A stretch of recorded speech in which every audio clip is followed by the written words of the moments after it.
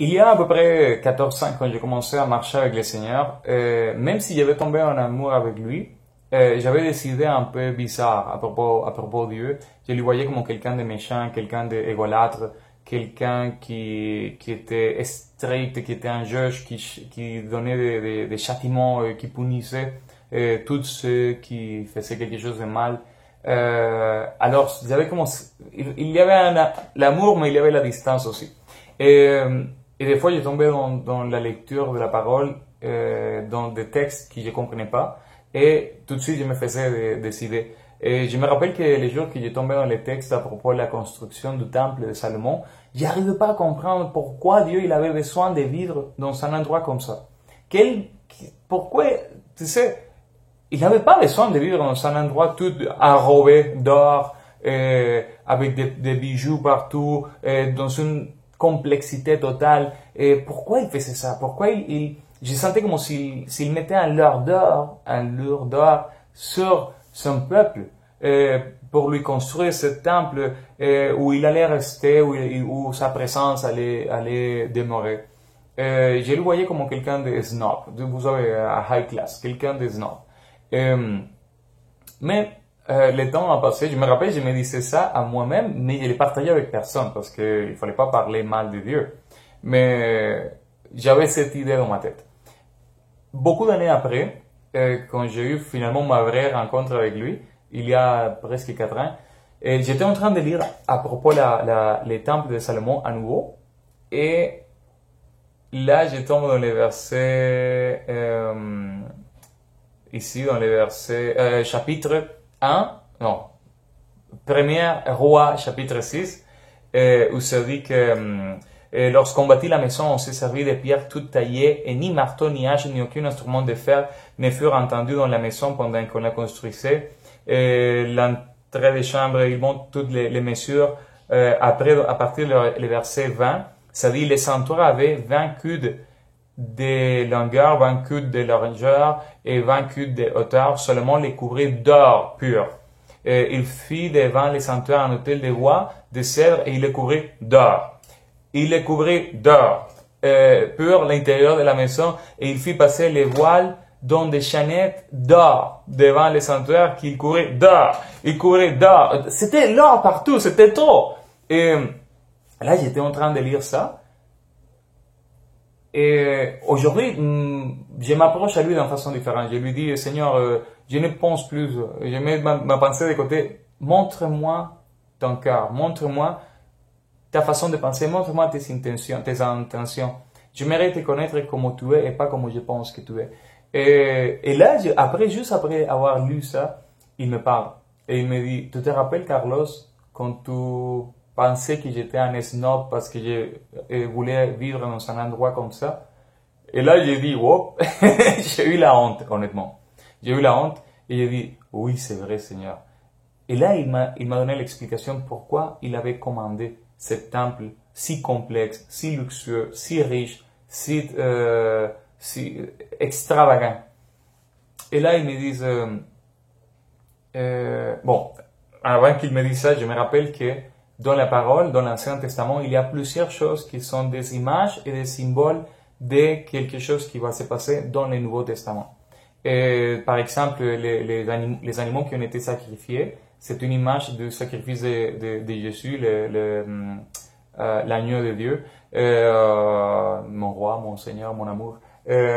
On voit que chaque fois que quelqu'un était oint avec l'huile, c'était une image de l'onction du Saint-Esprit.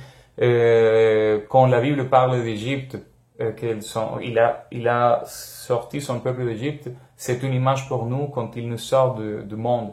Et comme ça, il y a plusieurs images. Mais là, ils me disent, et le Seigneur il me dit, le temple de Salomon, avec toute la richesse et toute la grandeur et toute la complexité, tous les luxes, l'extravagance et l'opulence, je ne sais pas si ça se dit comme ça, tout l'or, les bijoux, la complexité, même la façon qu'il a été fait, c'est juste une image de toi qui est mon temple aujourd'hui. Là, j'allais tomber à terre. Parce qu'au moment qu'ils me disent que le temple de Salomon, avec toute sa richesse, est juste une image de moi, là, je me rappelle du verset en 1 Corinthiens 3:16 qui disent « Ne savez-vous pas que vous êtes le temple de Dieu et que l'Esprit de Dieu habite en vous ?» Là, j'ai compris quelque chose. Le temple de Salomon, avec toute sa richesse et toute sa complexité et tout son luxe, c'était une image du temple où Dieu voulait rester, mais qu'il ne pouvait pas, à cause que dans l'Ancien Testament, le péché était encore en nous. Mais au moment que Jésus est venu et que Jésus a brisé le pouvoir du péché dans nos vies et qu'on est lavé par son sang et qu'au moment qu'on lui croit, on vient devant lui en toute propreté, tout nettoyé, blanc comme la neige, là, le Saint-Esprit vient en nous habiter dans le temple qu'il a toujours voulu habiter, mais à cause du péché, il ne pouvait pas. Mais au moment que Jésus a réglé l'histoire du péché, tout de suite, le Seigneur vient habiter dans le temple qu'il a toujours voulu rester. Mais il me montre que tous les détails de la construction du temple de Salomon, c'était pour qu'on puisse avoir une compréhension de comment il nous voit, qu'est-ce qu'on représente pour lui, c'est quoi notre valeur pour lui. Parce que honnêtement, aujourd'hui on est rendu à un moment de l'histoire où la technologie avance d'une façon incroyable, mais rien comme le corps humain. Rien comme le corps humain. Il n'y a pas une façon d'expliquer la complexité du corps humain. Et là, le Seigneur m'a montré même le verset 7 de 1er Roi, chapitre 6, qui disent on s'est servi de pierres toutes taillées et ni marteau, ni hache, ni aucun instrument de fer ne furent entendus dans la maison pendant qu'on la construisait. C'est la même façon qu'on a été construit dans les ventres de notre mère.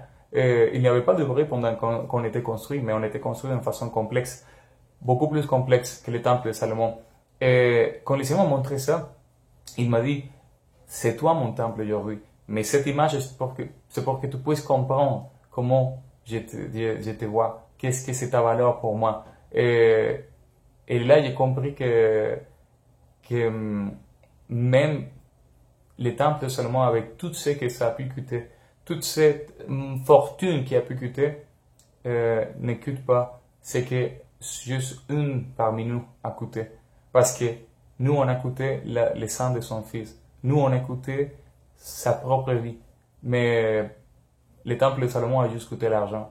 Là, c'est pour ça qu'en Éphésiens 1:7, ça dit, en lui, nous avons la rédemption par son sang, la rémission de péché selon la richesse de sa grâce. Et en Corinthiens 6:20, ça dit, car vous êtes rachetés à un grand prix, glorifiés dans Dieu, dans votre corps et dans votre esprit qui appartient à Dieu.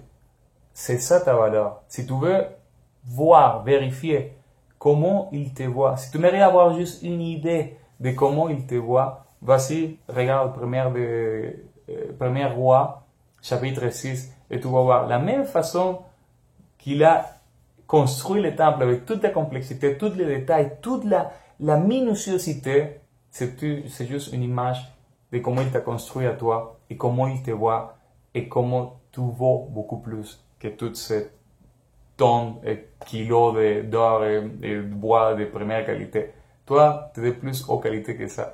Il a payé beaucoup plus pour toi que ce qu'il a fait pour le temple. Et je te partage ça parce que beaucoup parmi nous, on ne comprend pas notre valeur. On ne comprend pas à quel point il a voulu nous racheter, à quel point on avait la valeur pour lui. Et plusieurs fois dans la vie, on s'est fait dire qu'on ne voit rien. Et ça, c'est un gros mensonge. Là, tu peux l'avoir. Que Dieu te bénisse. Bye bye. Ciao.